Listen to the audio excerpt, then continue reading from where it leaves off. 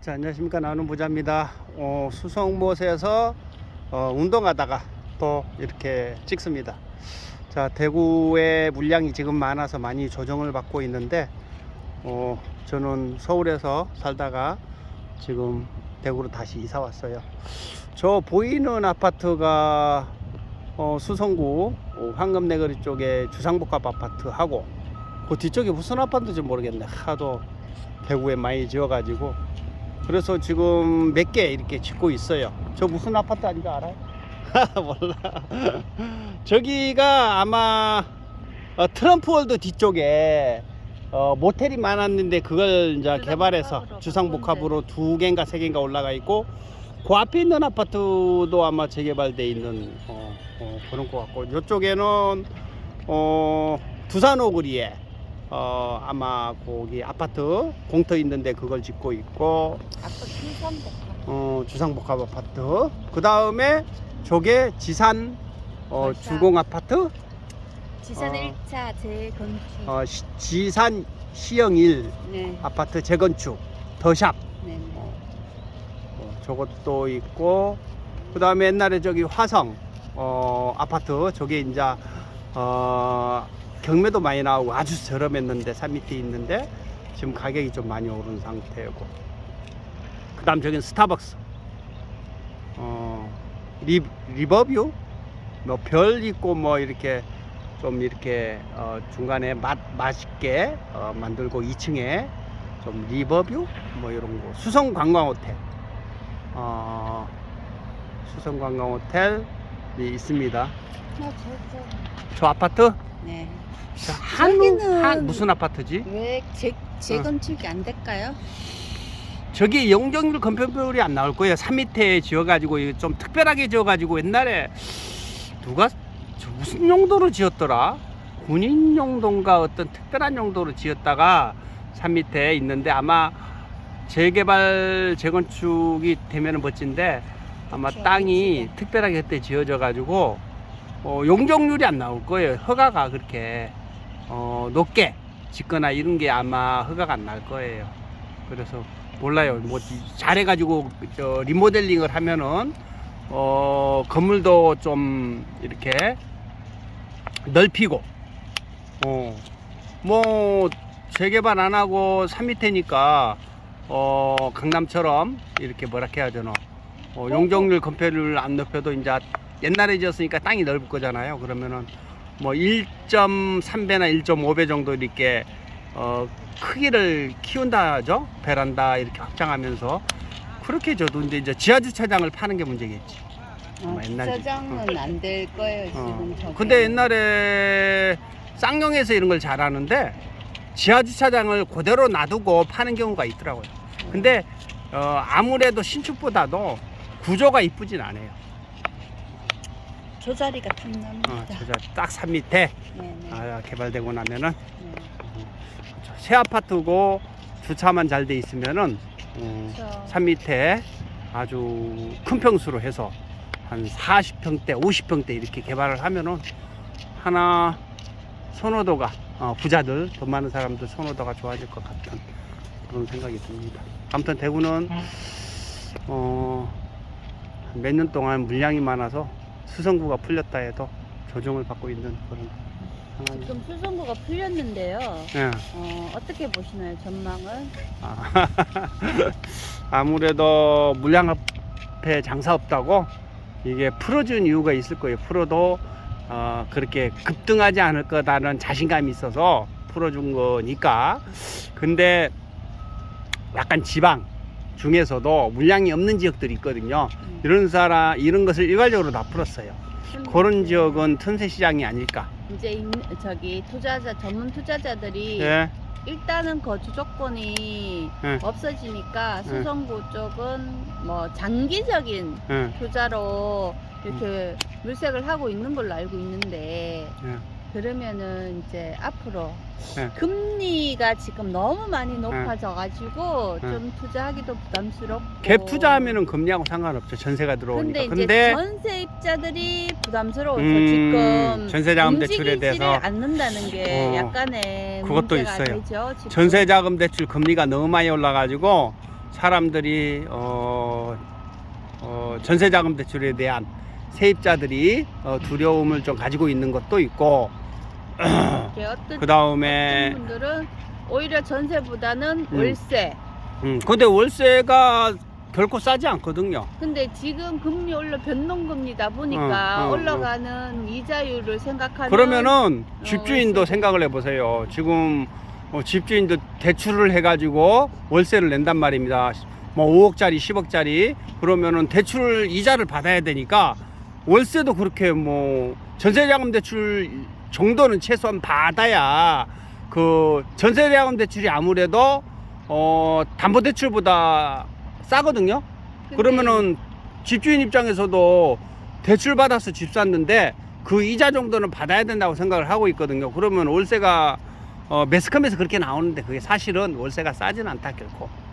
그렇기는 하지만 있는 사람들은 굳이 지금 세입자들을 많이 월세를 인상을 해서 기존 세입자들이 나가고 다시 들어오는데 월세를 높일 수는 있는데 은행 금리 이자만큼의 높여서 월세를 내지는 않는 상황이거든요. 그렇게 되면 지금 다 공실이 나기 때문에. 그러니까 내가 이야기하는 것은 대구 같은 거는 물량이 많으니까 서로 임대를 내거나 전세를 내거나 월세를 내려고 하기 때문에 힘들어진 것은 사실이고 내가 이야기했던 지방 중에 물량이 적은데 불구하고 풀린 곳이 있거든요. 그게 틈새 시장이 아닐까 그런 이야기를 하는 거고 물량이 문제고 그리고 제일 큰 이슈고 그 다음에 금리는 물량 부족하면은 그게 큰 이유가 되지 않는다. 그러면 지금 수성구에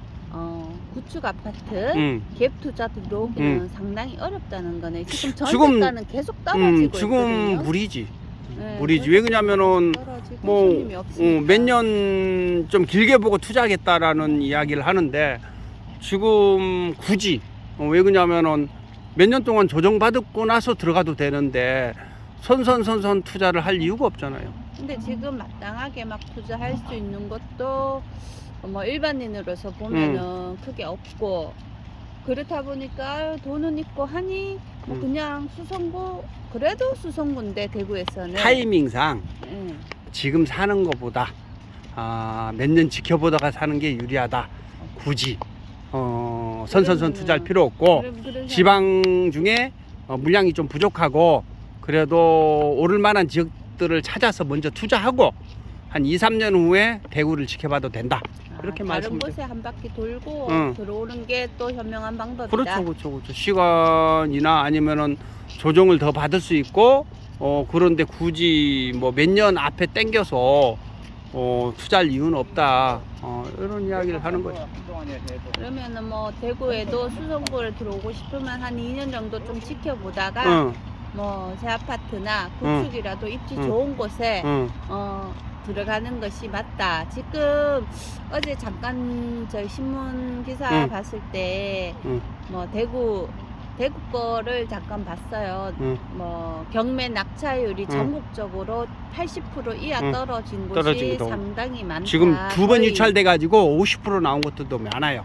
근데 이제 낙찰가는 50%는 아니지. 한 75%. 이렇게 이제 기존 우리가 옛날에보다는 80%, 100% 기준에서 80% 이하에 지금 살 수 있는 아파트들이 워낙 많다 보니까 그런 거를. 근데 80% 이하고 뭐 75%, 80% 낙찰 받는다. 그게 이제 이렇게 생각을 해야 돼요. 감정가. 그리고 감정했던 게 이게 지금 경매에 낙찰되는 것은 한 최소한 6개월에서 1년 전에 감정했던 거예요. 그러면은 최고가 가격이나 만약에 지금 10억짜리다 하면은 그때 감정은 12억, 뭐 13억 이렇게 감정된 거예요.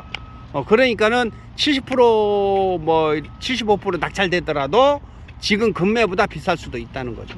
그리고 싸게 70% 75% 다 받는 게 중요한 게 아니에요. 2년 3년 후에 가격이 그러면 그 가격보다 오를 것이냐 더 떨어질 것이냐. 만약에 내가 70% 낙찰 받았어. 근데 그 가격보다 가격이 더 떨어져서 그거는 70%가 중요한 의미가 아니라는 거죠. 그래서 경매가 싸게 받는 게 중요한 게 아니에요. 70% 받는 게 중요한 게 아니고 70% 뭐 80% 이렇게 낙찰된다는 것은 그 시장이 안 좋다는 거예요. 그래서 상승장에 서울에 2, 3년 전에는 막 3, 4년 전에는 110% 이렇게 낙찰됐어요. 오히려 그게 좋은 거예요. 왜 그러냐면은 6개월 전에 감정했던 게 지금 뭐 만약에 5억짜리인데 지금 현 시세가 6억, 7억 한다는 거예요. 그러니까 110%, 120% 낙찰받아도 가격만 오르면 오히려 과거 가격보다 더 오른 가격이니까 낙찰가가 중요한 게 아니다. 이런 이야기예요. 경매. 그럼 이제 지금부터는 부동산 공부를 꾸준히 하고 있다가 경매보다는 아니 아까 금매? 이야기했잖아요. 지방 중에 물량이 부족한 지역들이 있다니까요. 그러니까 이전에 해줘야 되는 데 이게 중에 이제 그런 쪽에 투자를 뭐 투자를 전문으로 하시는 분들은 그렇게 보겠지만 일반인들은 뭐 내 집을 갖고 싶고 이런 분들이 뭐 또 뭐 단순히 거주하는 집 난 좀 갈아타고 싶다든지 이런 분들도 많이 계시니까 예. 그런 분들은 지금부터 좀 부동산을 지켜보면서 한 1, 2년 있다가 공부를 정말 꾸준하게 좋은 하죠. 그런 물건을 잡기 위해서 부동산 공부를 꾸준히 하면서 이렇게 모니터링을 하는 것이 중요하다. 경매보다는 금매, 현장을 발로 뛰는 그런 시간을 좀 가지는 게 좋다 이 뜻이죠. 금매보다 대세 상승장. 어. 대세 상승장에 투자를 하고 아무래도 일반인들이라도 내 지역에 이게 금매인지 상승할 건지 앞으로 떨어질 것인지를 알려면은 전국 시장을 알아야 되고 공부 꾸준하게 해야 돼요. 하루 이틀 만에 되는 게 아니에요. 알겠습니다. 열심히 공부해 보겠습니다. 지금 부동산 공부한 지 거의 10년 됐죠. 10년이 다 돼가나요? 뭐 내하고 같이 벌써 뭐 투자하고 7년 정도 된 것 같아요. 그래 하는데 이 부동산 공부라는 게 저는 한 2년 정도는 그냥 중개사 공부만 한 거고 그리고 현장에서 뭐 또 이렇게 부동산 공부하는 걸 도와주면서 한 2년 정도 또 지난 것 같고 그러니까 현장을 다 따라다녀 본 거는 한 2, 3년 정도. 사실은 전업 투자자든 부동산 공부도 꾸준하게 하지 않고 현장에 많이 안 돌아다니면 흐름을 잃기 때문에 전업 투자자들도 어려워하는 건데 일반인들이 직장 다니고 사업하면서 장사하면서 공부한다는 게 쉬운 일은 아니에요. 아니기 때문에 꾸준하게 정말로 해야 되고 전문 투자자 이런 분들도 쉽지 않는. 그렇죠. 그런 분들은 정말 뭐 일반인들은 그저 보는 것 같다 돈을 그렇게 얘기를 하시는데 그거는 절대 아닌 것 같아요. 제가 옆에서 지켜보니까 직장 다니는 것보다 더 힘들게 스트레스 받아가면서 직장 파는 게 제일 편해요. 그래 뭐 진짜 수익률이 나오면 좋은데 안 그럴 수도 있니. 지금 같은 장에서는 뭐 1, 2년 전에 투자했는 물건들이 지금은 다 하락장이잖아요. 그러면 이제 스트레스 엄청 받는 거고 힘든 시기를 겪는 전업 투자자들 많거든요. 솔직히 말씀드리면. 그랬을 때 어떻게 보면 그래요. 나는 그냥 직장을 다녀서 따박따박 월급 갖다 주면 좋겠다. 그러면서 그냥 여윳돈이 생기면 그냥 하나 정도 이렇게 툭 투자도 해보고 그렇게 사는 게 좀 편하지 않을까 그런 생각도 가끔씩 하거든요. 리스크가 제일 없잖아요. 직장 다니는 게. 그러니까 직장 다니는 게 사장은 힘들겠지만 직장 다니는 게 공무원이라든가 특히 아니면은 이런 물론 이제 스트레스 없는 직장은 없죠. 이게 언제 잘릴지 모르니까 또 그런 것도 있고 뭐 구조조정 언제 들어갈지 모르고 그런 스트레스도 솔직히 많아요. 많은 건 알지만 근데 리스크가 제일 적은 것이 이제 직장 다니는 거. 생활. 뭐 잘리는 거 뭐 그다음 승진 못하는 거 그다음에 아침 일찍 출근해야 된다는 거 뭐 이런 눈치 보이는 거 여러 가지 그런 게 있을 수 있지만 사업하는 사람이나 투자자나 이런 사람은 잘못하면 망하잖아요. 망할 일은 없잖아요. 직장 다니면. 그게 어디 보면은 제일 스트레스 없는 건데 이제 단지 이제 부자 될 수 있는 어떤 가능성이 좀 줄어든다. 그걸 이제 해지하려면은 어느 정도 모은 돈 가지고 투자를 해야 되는 거죠. 이제 투자 공부를 경영을 하면서. 하는 게 좋다. 그러는 거죠. 자, 여기까지 하겠습니다. 여기 뭐 간단하게 하려고 했더만 15분이나 촬영하게 됐네. 역시 나중에 부동산 라이브 한번 합시다. 네, 우리 정 소장님하고. 알겠습니다.